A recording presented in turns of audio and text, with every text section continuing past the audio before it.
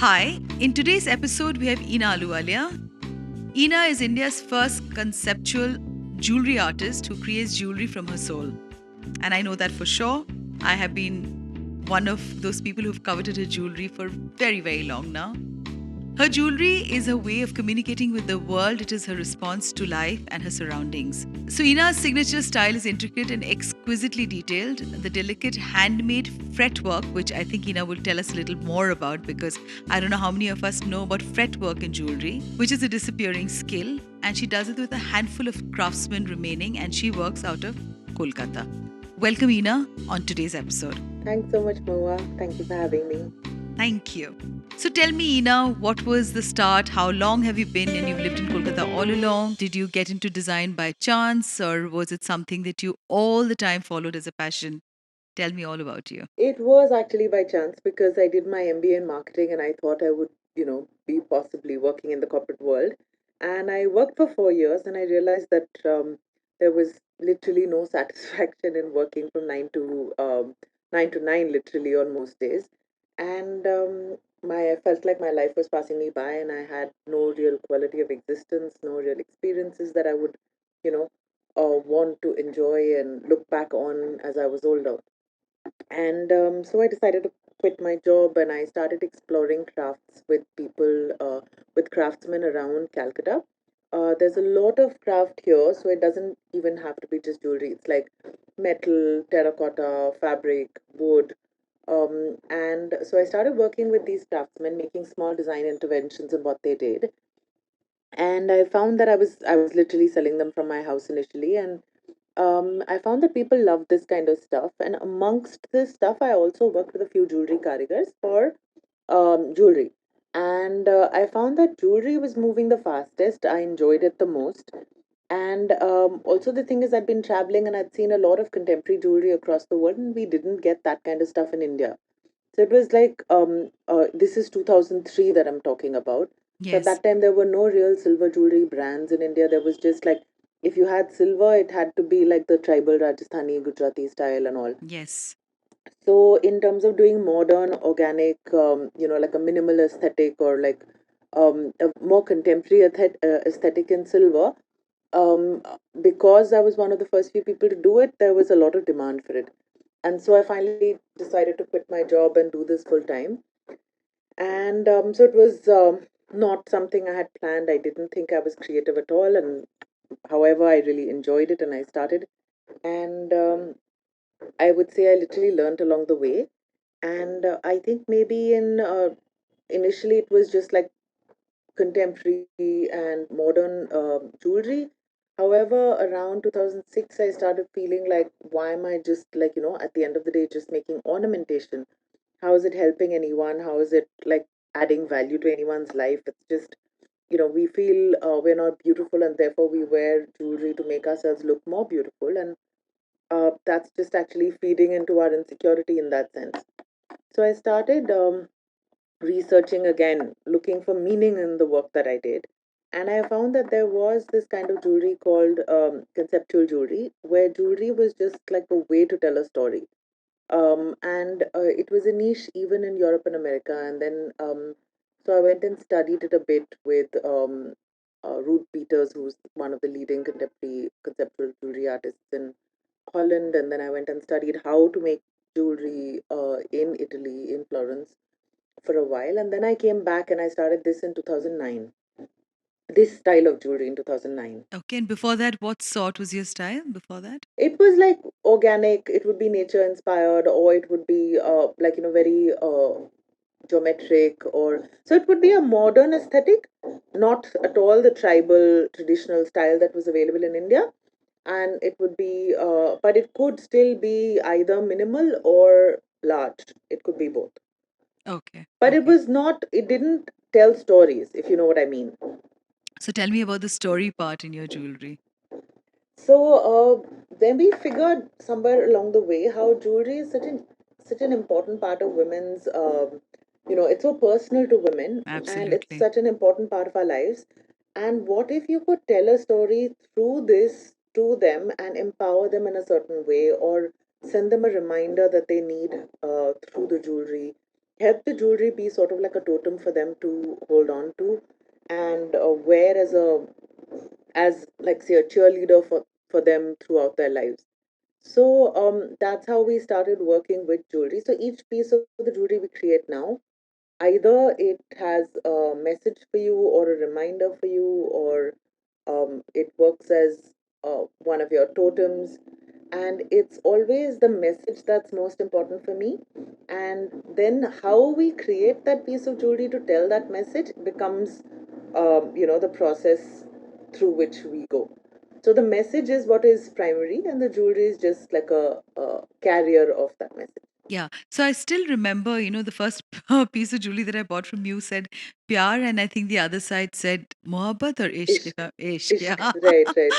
Yeah, and that's one of my I, favorites as well. it's my favorite. And I remember, I just fell in love with it when I saw this because I was all along Thank looking you. for, yes, I was all along looking for Indian alphabets because I think they're so artistic and, Yeah, especially Urdu, Hindi. And, when you put it out there in jewelry and in clothing and, in some form, which, because I think we all have an emotional connect to language, to jewelry, to our culture, yeah, and yeah. yes, to our culture, and how much ever we feel that we've become modern and we've changed in so many ways, but I think some things about our root always keeps us back yearning and gnawing within. We want to connect with it in some way or the other. Yes, yes, we want to, because I think we find a piece of sense of peace and calm, because Yeah, and it feels like identity, home. yeah, belonging, right? Yeah, yeah, absolutely. Belonging. So, my grandmother has left behind a beautiful, you're from Kolkata, so you'll know this pathor setting that they always used to Oh talk my about, God, yes, so Yes, beautiful. Yeah, and yes. nobody So does that kind of work anymore.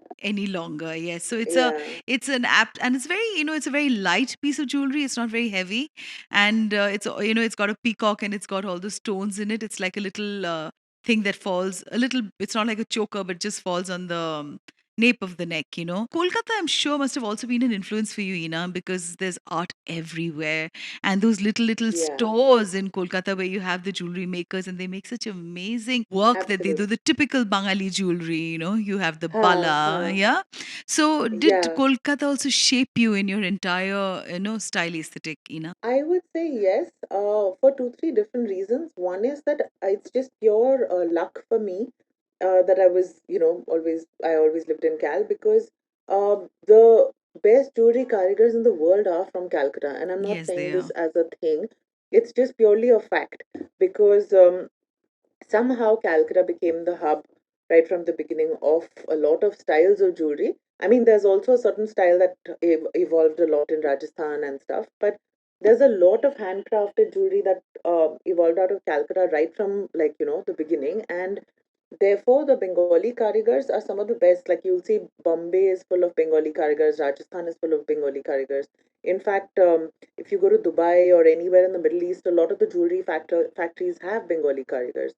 So one is that I was very lucky to find I had to be to start this business in Calcutta because it was amazing for me to get the access to the best carigars ever. I just had to find the right ones that work with me, which wasn't very hard either. And so that is one. In terms of technical production, it lands up being the best place to live in for jewelry. Second thing is that in terms of aesthetic, I would say that yes, there is a certain aesthetic that helped me in my work, and I there are many styles of jewelry making, and I just landed up picking up fretwork, which is just one style that I work with very often. I mean, we do a lot of other work as well, but fretwork is something we do really often. It's basically different from filigree, but a lot of people confuse it. Filigree is when you make something out of wires, Okay. metal wires, and you put it together, and you will have a lot of negative space in the design through which you can see the air, and then the design itself is done in wire work. Whereas in fretwork, what you actually start is with a sheet of metal, and you actually saw out each piece to create that negative space to create the design.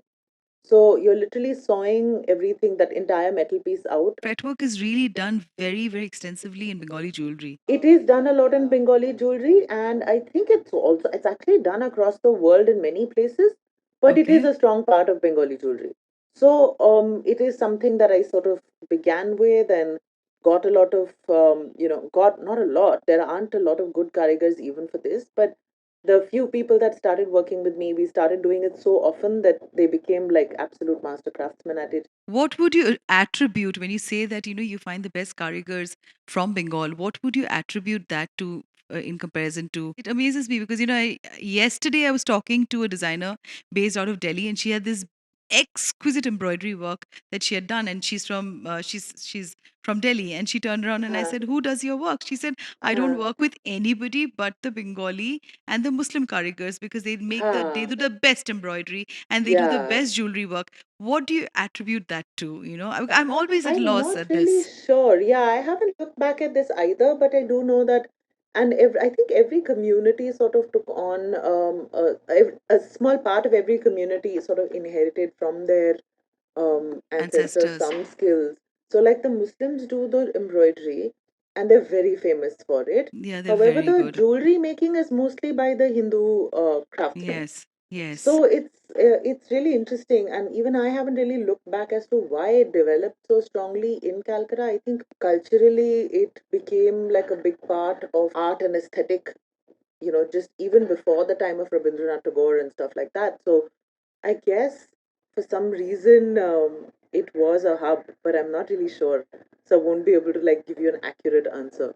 What about your markets? I would assume that Calcutta would be probably, it's so divided as a state. So is your Yeah. market essentially Kolkata, or is it, which is your biggest markets, your buyers? Where are they mainly from? So I would say our buyers are from across the world. We Okay. used to earlier have like a studio in Cal and supply to stores in other countries or other cities. But slowly over the years, we've just streamlined everything to say that we will only sell online. I mean, we have a studio in Calcutta, but because of the COVID scenario, we're not, having Of anyone come course, I over for know. over a year now. But apart from that, we have a studio in Cal, but that's it. I really struggle with doing this online buying because I think Neha would probably tell you about this. I think we are that generation of women who are still trying to get our hands on doing online buying. But well, yeah. But yeah, So I'm saying even when we started selling online in 2011 for the first time, it was through a UK based brand. They were curating designers from across the world and they picked us from India. And they told us that, we'd sell your designs online. And this was 2011. And we were like, nobody will buy jewelry online. Everyone wants to try it on and see what it looks like on them. They're like, trust us. We're not charging you anything. Only if we sell your pieces will we charge you a commission. So we were like, okay, we'll try it, and we were shocked at how well they sold and how people from cities we hadn't even heard of were buying our pieces. So that's when we early on realized the power of the internet. And I think a lot of people nowadays from the younger generations only buy online, and yes, the older absolutely. generation has had to adapt to it, especially due to COVID. Because, one is Yes, that everything is online ever since yes, last year, absolutely. but And I also think it's quite once, convenient also. yeah, it's convenient, and Yeah, also the kind of variety you get, you would never get in your own city. Like, so absolutely. for example, if you had to buy something and you were only restricted to what was available in your city, you'd be bored very soon. Whereas Absolutely. on the internet, you can access anything from across the world, and that's so magical. It is That's literally absolutely like a magical. magic carpet. Absolutely. I mean, I've picked up so So many I pieces would say, from like, yours, so yeah, and and just they're from being there stunning. and without having to Yeah. visit, and it's so easy. So I would say, like, I think in India, a large part of our market is from Bombay and Delhi and Bangalore, and then of course a lot of other cities also. And if you say internationally, I think UK, US, some amount of it is the NRIs who live there. But then we also have a lot of customers from other countries who, have discovered us online. So it's like a mixed bag of where our customers are from. Tell me about your collection on the one that you did on domestic violence, and that's been very close to my heart because I've been writing extensively since 2018 on gender, arts and crafts, and so Wow. yeah, it's a subject that's very close to me, and so I really like to know the inspiration behind it to do something, because I don't think any designer, jewelry designer, has really addressed social issues. So basically, that came from a personal experience where my sister had an experience with, I think you've spoken with Atika on this, Yes, I I have. think. Yes, yeah. So she had, yeah, so she had this experience, and it made me realize that how domestic violence is like cancer. It can happen to anyone across any age group, any social strata, any amount of education or the lack of it. And also, it really is a gendered thing. And it's something that, oddly enough, has allocated the blame on the victim, as all gendered things Oh do, God, as all yes, you can gendered say that experiences do. again. Yeah, and although it's the man who's being violent or abusive or, disrespectful, somehow the shame belongs to the woman, and that's really odd. And the fact that, I mean, we were aware of it even before as a concept, but the fact that it hit home so much made me think so much about it, and that's when I realized that, again, that why are we taking on this shame? Why are we keeping silent? Why are we not talking about it? Why is it that everyone's like, oh, you know what, just let it go and, move on with life, and um don't talk about it? You just don't want to address it. It's like the Yeah, elephant in the why room, but why you are don't we want to talk about it. exactly? Yes, yeah. And that's what gives it the power. That's what gives even the perpetrators the power to carry on, because no, we are not addressing it. So I decided that, I mean, my way of talking about it was via the jewelry, because that's, the way I can address things in the What world. was the experience when you did this collection from women, or from your buyers, or just from society at large? And I'm just curious to know that. It was actually very mind blowing, because when we launched it via runway show at Fashion Week, Lakme Fashion Week, and the show opened with this girl walking down up to the head ramp in like a ghungat and a lenga and everything. But again, a very like, the lengas had warrior sort of like, the warrior armor was what the lengas were based on, the tops of the lenga. So she had a very sheer veil. She was wearing this large necklace, and it was the kirpan necklace. So she walks up to head ramp and she opens it, and the knife comes out. And there was like a collective gasp in the audience, because nobody expected the knife. And there was a whole presentation running behind, and then there were pieces that alluded to sexual violence, because, I mean, of course, those were runway pieces only. But there was, like, how you have a no entry sign, and it was hung really low so that it was right above her vagina, and then it said that no entry without authorization, and it said What sort of a prosecutors will be. jewelry piece was that? That was just something for the runways. It was Okay, supposed to be to build the imagery, to build the okay, messaging. all right. And then there were pieces that were wearable, and then they were like, again, for the runways we have to supersize a lot of pieces, so the commercial pieces were a lot smaller than. So all of this, and there were saris that had the print of the Domestic Violence Act on them. And so yeah, I think it was one of my favorite shows, even though it was like in 2000, I don't know, 11 or something, 10 or 11, I'm not sure. And it had like a really, I think it had a really huge impact on the audience. And then once we launched the collection across the world, we've, like, till date we get mails and messages from people saying that, how they bought that particular piece to remind themselves of the fact that they need to love, respect, and protect themselves first. And that's helped them through difficult marriages, or somebody who wrote in to say that they bought a particular piece from that collection after they were able to get out of that abusive marriage, because that's what they had promised themselves. And how, respect is a word that isn't spoken of very much, and how No, that's not at not. all. Yeah, and how that's not something that's taught to women, that we need to love, Yeah. respect, and protect ourselves. I don't think they even understand when you tell people that I've been disrespected, Yeah, what exactly it means. It's a very alien concept because we're not used to respect at all. Because I think exactly. from such a young age, we are disrespected at every little space. Even when you get your menstrual cycle, you're made to Exact. feel ashamed, As if it's and something as terrible. if it's a Yeah. crime that's happened to me, Yeah. and Yeah. yeah, I mean, I think right from the time you grow up, we're all the time said that saying sorry is what you learn, Exactly. yeah. So yes, so self-respect is something that I don't think it's even today. I can explain to somebody that why a relationship went off because I didn't feel respected, and they would stare at you Yeah. totally, Like, what a gaping. What I frivolous mean, reason to what a let it go. frivolous reason to let it go. Yeah, humiliation, respect. These are words that are so, they're all so hazy, I think, in the entire Yeah. dialogue of gender, Exactly. Um, And also, in terms of marriage, also, if you think about it, I mean, these are not supposed to be critical aspects No, they're on not at which the all. marriage should be hinged. No, No, no, no, it's they will, supposed to be everybody will, hinged on, yes. yeah, Yes, you're so right. You know, you cannot, if somebody comes and tells you that I left this marriage because I felt humiliated or my self respect was at stake, they will say, oh my God, I mean, she's thinking so much about it. yeah. And What do you expect from a marriage? I mean, what do you are you asking for expect too from a much? man. Yes, you're Yeah. asking for too much. Yes, yes, yes. So, and then I remember this one person telling me they looked at the respect necklace and she told me that, oh, she was like so taken aback. She was like, I want it, I own it. She bought it. So she says, I own it, but I don't have the courage to wear it because I feel like it's such a brave piece. And I feel like demanding respect, wearing a piece that says respect and then demanding that respect. I haven't, it's so difficult for me to do this. So Oh, I'm like, it made me think of so many things. It made me, and this was an Australian woman. It wasn't even like an Indian woman. So it made me think of the fact that how, womanhood is actually such a collective experience. it is. We've all gone through some shades of the same thing. We all had the same experiences across the world.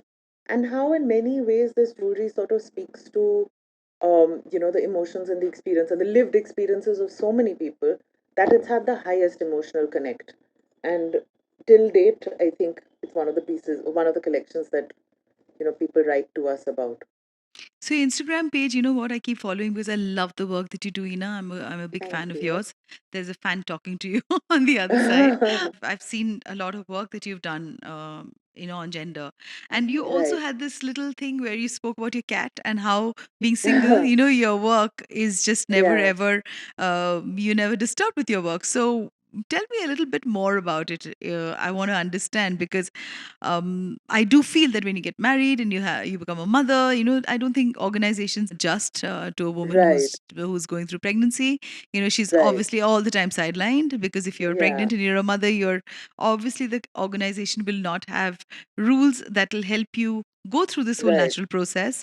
And a Right. lot of women do opt to remain single because they're so passionate about their work and they know Right. that they would give up a lot if they were to get into this whole traditional setup of going Correct. through marriage. And obviously, even children today, they add to the carbon footprint. And a lot of Absolutely. youngsters today are not wanting to have children. Yes, they are Yeah. not wanting to. Of Yeah. course, I love being a mom. And I think it is, Huh. I mean, my son is the closest to me in this world. Yeah.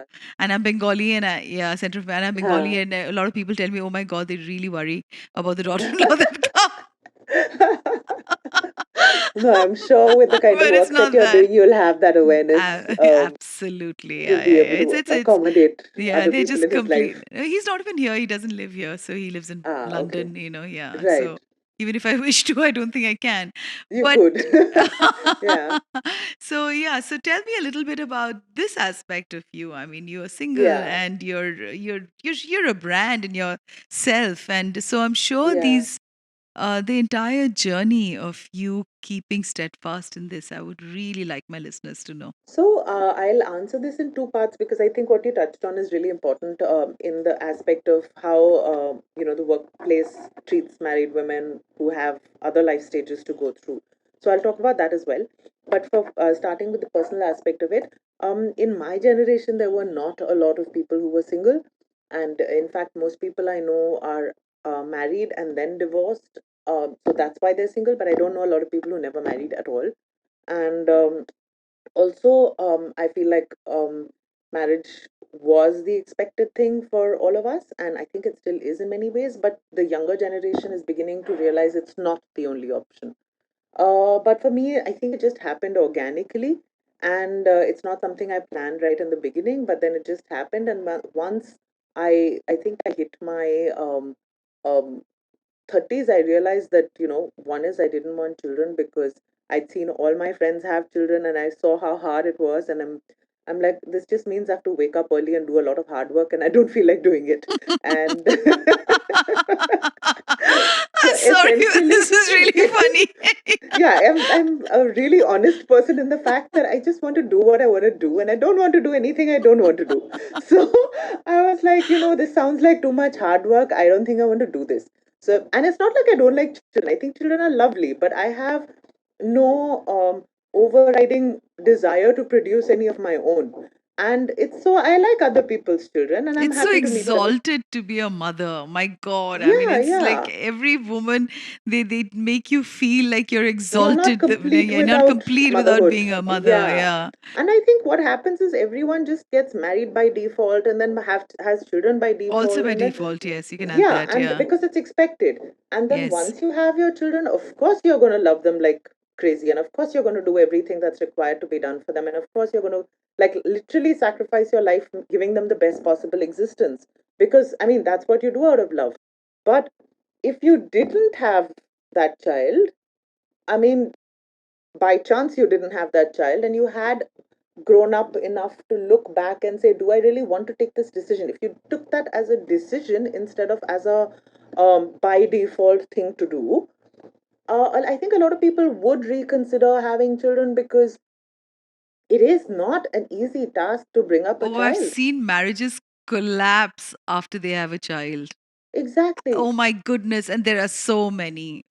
Yeah, You just need to like really tap a little bit. And when nobody's watching them and they talk to you with full you faith, see they tell them. you Yeah, that their yeah, entire sexual life comes to a complete grinding halt because the man is never yeah. expected to really get up in the night to change the nappies or even clean up the bottles. Yes. And I think I keep telling my son that just do not even think that when you get married and if you become a father, and Hmm. all of this is going to be. So he obviously says no, I don't want to get married. So I don't really Yeah, don't know what he has in yeah. mind. But yes, but you just need to talk to couples, and it's just, I mean, the pressure on the woman of being, and most of us are single parents. We are mothers who are single, actually, That is because why motherhood is exalted and it is fatherhood is not exalted. not exalted, exactly, because the man Nobody's heard is of never fatherhood. So it's not like even like a role that they think seriously that they have to play. So nobody's heard of fatherhood. That's no, I but mean, there is why a day fatherhood is called not even Father's famous. Day. Yeah, it's just like become a commercial thing. Ki, acha, It chalo, is a this is a good commercial way thing to to serve have. something. Yeah, Father's Day. Yeah. So yeah, I feel like it's too much pressure on the couple. It's too much pressure on the mother. It's too much pressure on the marriage. And forget all of this. It's also like a huge responsibility in reality, that now that you've had the child, you better bring up the child really well and make Yes, because whatever if the child sacrifices are screws up, required it's for it. also the mother's It's also fault. your fault. Yeah. Yes, it So is. I looked at this from the outside and I realized it was too much hard work. And I wasn't cut out for it. Now it's like I'd rather just be like, I just But I'm rather sure spend you all had that pressure. pressure all I had around you. pressure, but I had pressure initially for a long time. But I think, like, the thing is that one is initially there was pressure, and then after I turned 30, I told my parents also that, look, I mean, I don't want to do this for the heck of doing this, because what's the point? I don't want to be unhappy. And we'll see. If it happens, it happens. If it doesn't, it doesn't. So they were really accommodative on that. And yeah, along the way, I figured that if I didn't want to have children, then why the hell do I need to get married? Because you can have a committed relationship with someone without that piece of paper, and that's just fine. I mean, I'm not against relationships. I'm just against, being bound to someone by marriage, because I feel it brings a lot of pressure into the relationship by way of all the role playing you have to do as a wife, as a daughter-in-law, as a mother, and all of that. It all revolves around what the woman has to do. None of them have any. There's not so much connotation of what a husband has to do or a son-in-law has to do. A You can son-in-law say is that again basically and just again. pampered. Yeah. Absolutely, And yes. the wife, the daughter-in-law is, on the other hand, given like 20,000 responsibilities. So all of this role playing that came along with the relationships, with a marriage, was something that I wasn't like. Again, I don't want to do what I don't want to do. So I was like, this, I don't want to do this. If I don't want to have children, if you want to have children, then I feel it's fair to be married, because the child deserves two parents, because it's very hard to Absolutely. bring up a child by yourself already. So that, yeah, so that's essentially it. I mean, I see a lot of single parents bringing up their child, and I see how hard it is. So it's easier if you have two parents. So So I that's think how I decided not to be married, and it's not. It's been like quite a dream come true, so I have to admit. the happily unmarried type. Yeah, happily ever after by myself. Thank you very much. And it's like I said, I do have relationships, and if they work out, they last for years.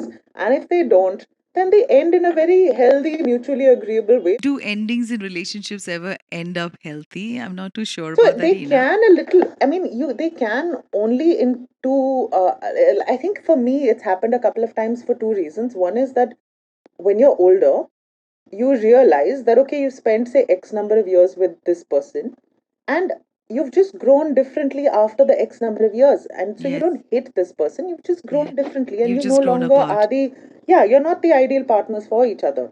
anymore. So Yeah. yeah, so you can as a I mature adult look at it that way, and initially it I may not also always work out feel like that. that as women, I think we evolve so much more quicker.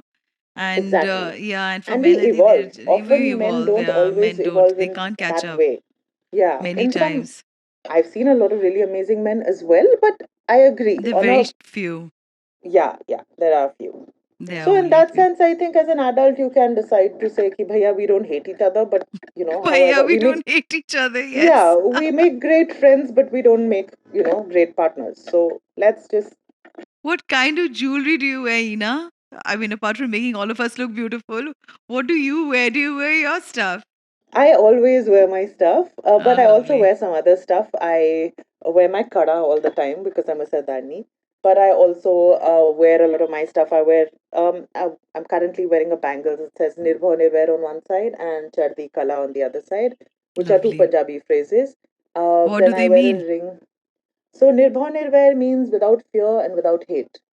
And Beautiful. so I to get the be rooted goosebumps when you in, say that. Yeah. yeah, I love that phrase because Me it too. basically means to be Yeah. rooted in fierce love. So, and fierce love is um, so powerful and so difficult. So it's a Mm. constant reminder that I need. And the other thing says Charti Kala, which means to be always in high spirits. Like, come what may, your trust and faith is so deep that you are always in high spirits. Oh, how beautiful. Um, I think I should get a kara exactly like that. I've just ordered yeah, for a it's not launched Bengali. yet. I've Ha! ordered for Oh, a yeah, yeah, Bengali, yeah, yeah, yeah. of my Right, parents' right, name, right. hoping that I I would love get that. protected. Yeah, Yeah. I love that. I remember when we made the artwork, I was like, this is so beautiful and so special. Yeah, it is very special. You are very special, Ina. I'm a Thank huge you. fan of your work. Thank you so much. And I think you need to just continue doing the beautiful stuff that you do. It's inspirational, it is gorgeous. And may you touch the skies. Thank you. And thank you for saying all of this because it makes me realize that people do enjoy the work that I do because, of course, at the end Absolutely. of the day, I do it for people. Yes, absolutely. We all, as artists, writers, I cannot do anything without my readers. I cannot do anything without my listeners. Exactly, So, yes, exactly. And it really yes. makes you feel validated when you hear it. Absolutely. Yes. And I was looking beautiful with your neck piece. And I saw the picture. You looked amazing. That was on your birthday or something, right? yes. Amazing. Thank Yeah. you. Thank you so Thank you much, for Ina. choosing to wear this. Yeah. You're Thank most you so welcome and much. thank you for this lovely chat. I've really enjoyed it myself. Me too, Ina. Thank you, Thanks. Ina.